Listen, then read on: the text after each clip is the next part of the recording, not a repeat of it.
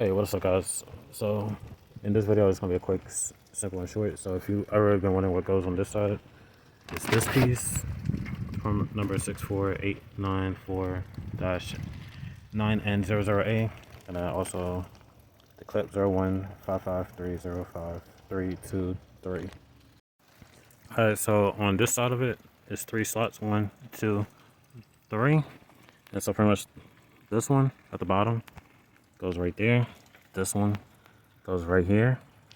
And then lastly, that slides into there. So line all 3 up. It's gonna be hard to show you. And then it slides up. So see, only this side is loose. So, oops, slide it up. There you go. Slide the piece in. Make sure the hose lined up. As so. Put the clip in. And voila. So now this side of the motor is complete. Then the next video, I'll be doing the intake. Of course, this is the weather I've been dealing with, so that's why videos are delayed. So that's it for this video. Like, comment, subscribe. See you in the next one. Peace.